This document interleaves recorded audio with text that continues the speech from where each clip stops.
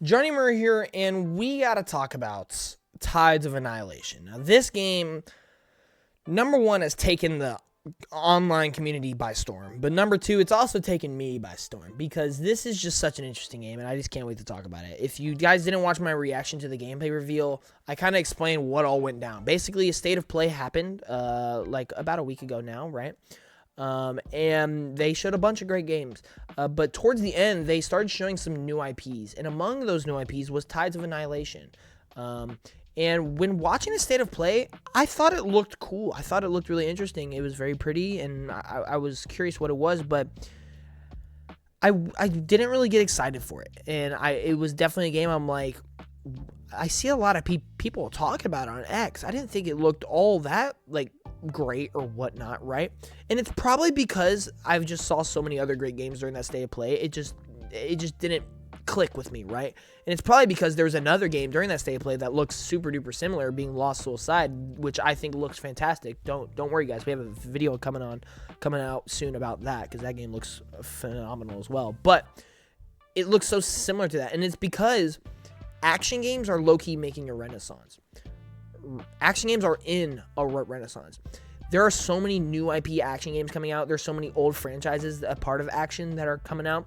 It's just so great to see. And I absolutely love action games. They might be top tier now. Like, if you would have asked me like 2 years ago, I would have been like, they're great. I just don't feel like they've reached that S tier level. I might be willing to say it's S tier. Like, in terms of personal enjoyment, I would say S tier. I don't know how everyone else would feel, but I love action games personally. So we'll have to see. But anyway, so after the state of play, they announced, hey, tomorrow night we're gonna do 11 minutes worth of gameplay of Tides of Annihilation. I was like, oh wow, interesting. Like, they're just straight up the day afterwards, hey, we're showing you way more of this game. And so I, just being who I am, love just looking into every game possible, just playing as many new things as possible. I was like, you know what? I'll check it out. So I did a whole reaction to it, and it's on the channel, and you can see it. I was completely wrong. When I watched those 11 minutes worth of gameplay, I realized this game looks phenomenal. Dang near, I'm gonna say this game looks like masterpiece material, because, ladies and gentlemen, what I saw in that 11 minutes worth of gameplay was phenomenal visuals, phenomenal combat, phenomenal music, phenomenal voice acting. Everything I saw in that gameplay reveal, genuinely, I was like, this is exactly what I want from an action game. I mean, and I know I'm sounding like the biggest glazer of all time, but hey, Krispy Kreme donuts, we in there, all right? This game had everything I wanted it to, and I didn't even know what I wanted from it. I didn't even know I wanted the game until I saw it, and I'm like, this is everything I could ask for out of an action game, right?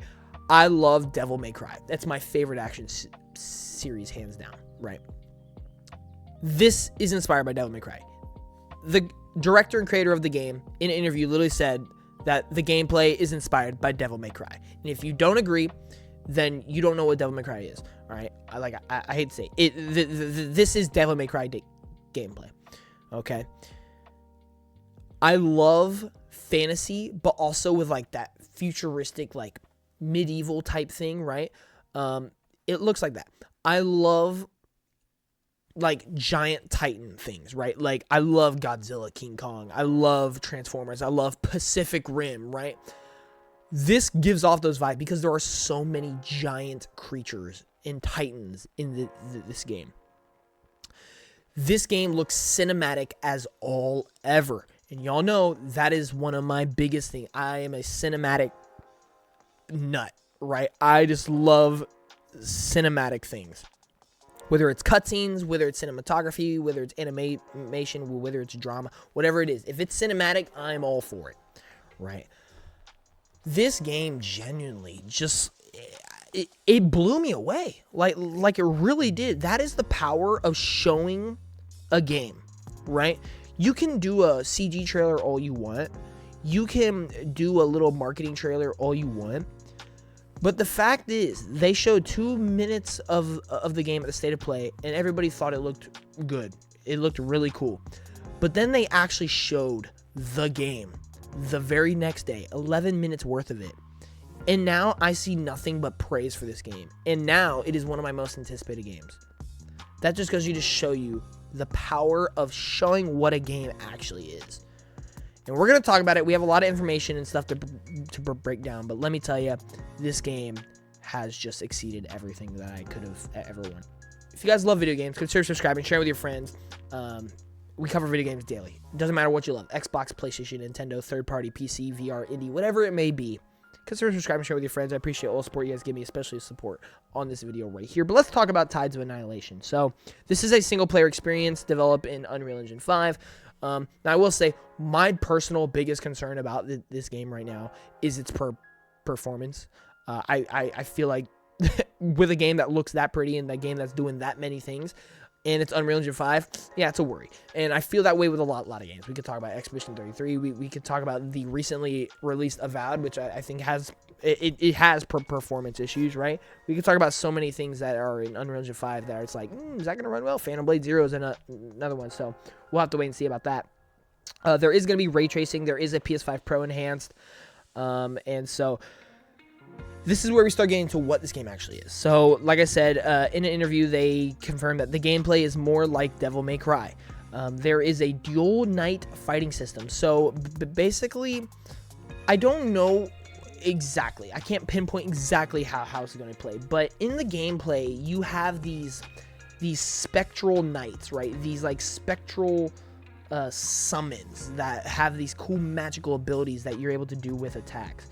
But then also you have like a little companion who turns into like a sword and a bird and stuff like that.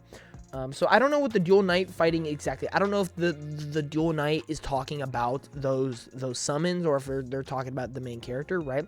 But what it does, it has something to do with one of them being defense, one of them being offense. Here it says you have an NPC spectral knight which you can command. One is defensive, the other offensive. So, again, I don't exactly know what that means, but it sounds really cool. And that was one of my favorite things about the combat, is using those spectral knights, using those summons. That was easily one of my favorite things about it, right? And it's going to be a good way to differentiate itself from other action games.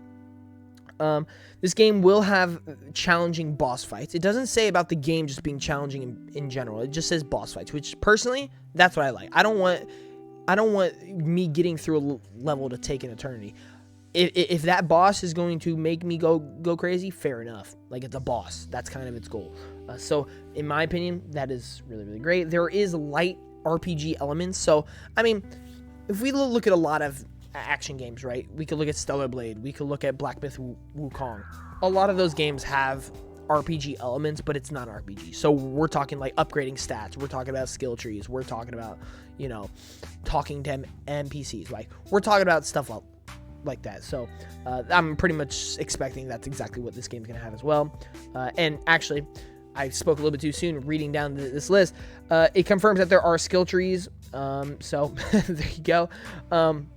But there are different play styles, different armors, different customization, different weapons. So this thing says that there is 4 different weapons, a sword, bow, fists, and something that we haven't seen yet. So I'm very much looking forward to seeing what that 4th one may be.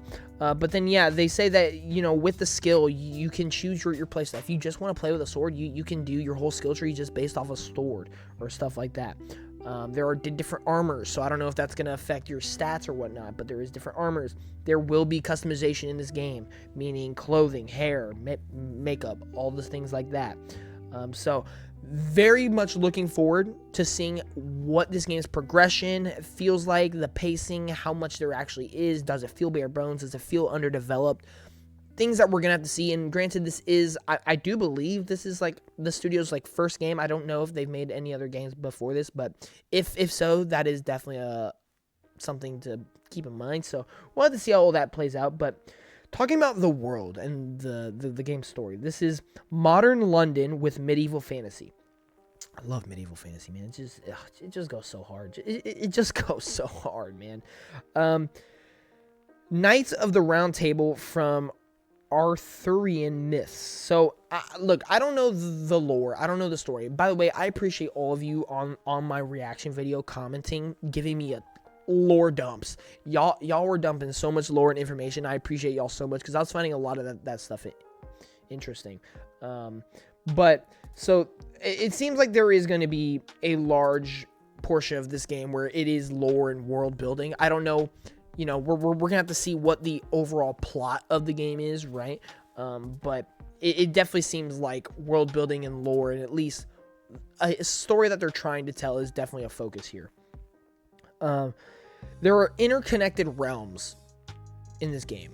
Now, I kind of figured that because there is a moment in the gameplay reveal where she like goes through this like weird like magical wall type thing.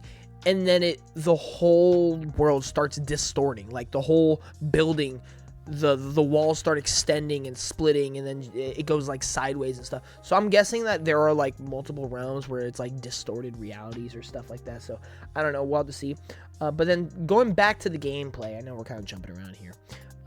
Back to the Spectral Knights, those summons. It says that there were over 10 of those, and we saw a good chunk of them during the trailer. I just think they add so much to the gameplay. Like, generally, that is one of the most excited things about this game to me, is seeing those Spectral Knights and those summons and how it's going to play into combat.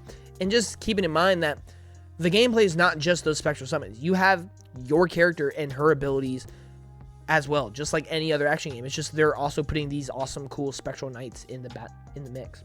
The game length is estimated to be about 30 plus hours, so we'll see. I mean, it just depends. For an action game, that's kind of long, in my opinion. But, I mean, at the end of the day, if it's a good game, then I don't really care what the length is, right? So, we'll have to see. There is 30-plus boss fights, which is awesome to me. That sounded like some Black Myth Wukong, even though Black Myth Wukong is well over 30. I mean, we're talking, like, over, like, we're talking like 80 in Black Myth Wukong. But this is coming from the Chinese developer Eclipse Glow Games. Now, Eclipse Glow Games, actually, I did get some information here. Their studio size is 100 developers. So, not a massive studio, but not a small studio either. So, we will have to see. I do have a little bit more information on the story. So, this is set in a mythical modern London and medieval fantasy realm called Avalon. London comes under siege by an outworld invasion. Gwendolyn, the only survivor, discovers a mysterious power to command the Knights of the Round Table. Ah, there we go. See, I actually just learned something. Now I understand what these Spectral Knights are and what's going on about the Round Table stuff. Look, I'm so excited for this, genuinely. This game does have, currently, a launch window of 2026, because the game is currently in alpha phase, according to them. 2026 is starting to look really, really solid. I ain't gonna lie with you, but this game looks special. I genuinely can't. The music. There was a moment where the enemy boss lady, she came crashing down on like this red floor ceiling, whatever she ended up landing on. But the music hit, and it was like Sephiroth, Duel of the Fates, like stuff, and it was like, oh my gosh, you gotta be kidding. This is hard. This is so hard. There is just so much to love about this game. Unfortunately, I do feel like this is a game where you could easily get it meshed together with some other games coming out, whether it is Phantom Blade, whether it is Lost Soul Side, whether it is Expedition 33, because it hasn't distinct itself enough yet, which I will say that. And, you know, there's no evidence that this story is going to hit. There's no evidence that, you know, this game is going to run well, right? So we're just going to have to wait and see. But from what's there on paper, this game is exactly just my thing, man. Like, this is it for, like, this is the creme de la creme of action game for me right here.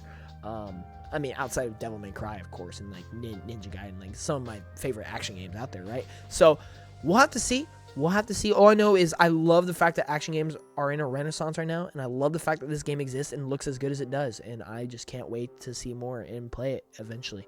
So thank you all so much for watching. Leave a comment section down below provided. I would love to talk about this game more than I already have in my reaction, because y'all have just been killing it. So thank you all so much for watching. I'll see you in the next one. Johnny Moore out. Peace.